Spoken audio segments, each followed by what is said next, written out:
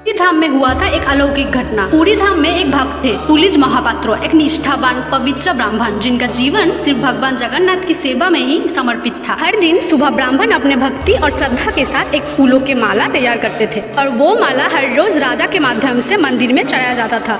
लेकिन एक दिन हो गया महासंकट। उस दिन राजा मंदिर नहीं पहुंचे। ब्राह्मण ने मन ही मन सोचने लगा, अगर माला मुरझा जाएगी तो ये भगवान का प्रति अपमान होगा। नियम का उल्लंघन ना करते हुए उन्होंने वही माला अपने गले में पहन ली और मन ही मन भगवान के चरणों में समर्पण किया और मंत्र जपने लगा। कुछ देर बाद जब राजा लौट आए तब उन्होंने वही माला दे दिया।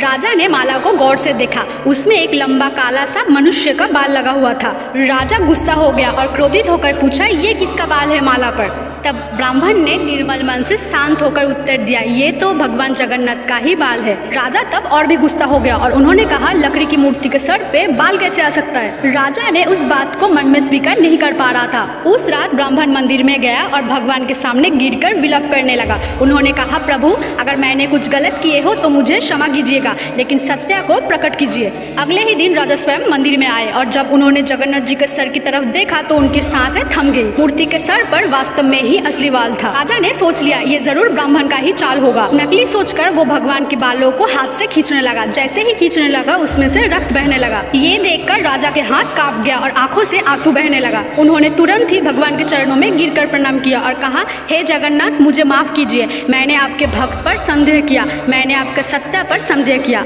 राजा ने यह स्वीकार किया कि भगवान हमेशा मूर्ति में नहीं होता, भक्त के भाव में भी बसते हैं। जब भक्ति निर्मल होती है तब भगवान स्वयं प्रकट हो जाते हैं।